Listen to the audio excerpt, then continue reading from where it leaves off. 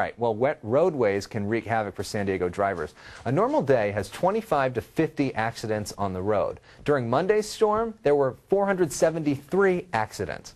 Here were some important safety tips for the wet roadways. Our own auto man, Brian Bowersock, West Escondido Auto. Brian, great to see you. Good to be here. All right, so let's start this conversation with the thing a lot of people are using today, windshield wipers. Wiper blades. Obviously important. They deteriorate over the summertime, the heat and all that. They are made of rubber. They start to come apart. And you usually don't think much about them until the first time it rains, you turn them on, and it just smears the water across your windshield. So wiper blades are a good thing to have replaced. Usually twice a year, we recommend That much? Yeah, because especially here in Southern California, like I said, the heat and the weather in the summer deteriorates them. Okay, how much would a wiper blade cost? There's different types of wiper blades. This wiper blade here is a worn-out wiper blade. It's coming apart.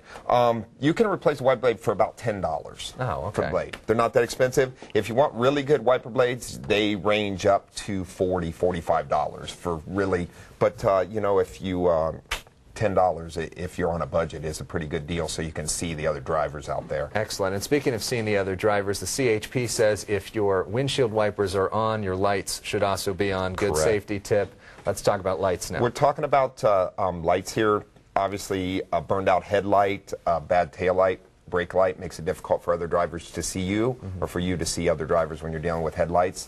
Very important to have them checked.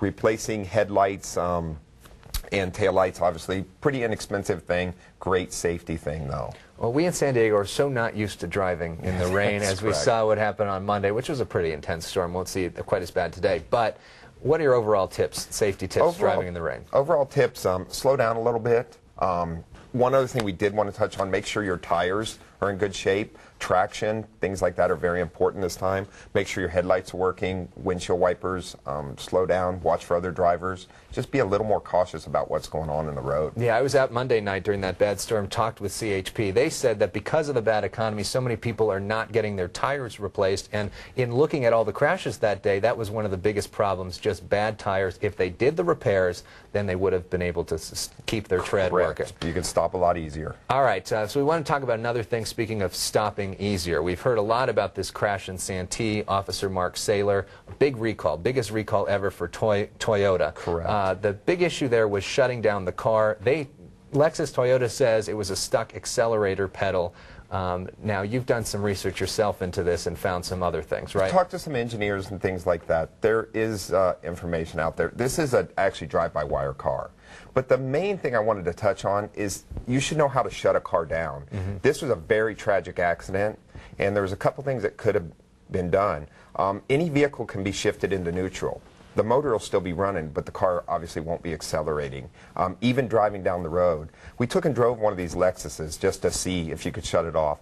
Also, the push button, if held 3 to 5 seconds, which actually starts the vehicle on this car, will shut the vehicle down and turn it off. We did it while driving. It works just fine. So unfortunately, you know, like I said, it's a very tragic thing. But if you own a car and drive a car, you should know how to shut it off. Everything from turning off the ignition to, if it's runaway, shift it into neutral. Things like that obviously can be life-saving in a bad situation. We don't have all the ins and outs and the data on this car yet, so nobody knows exactly what happened. It'll be interesting to see as it does come out. But just be familiar with your vehicle.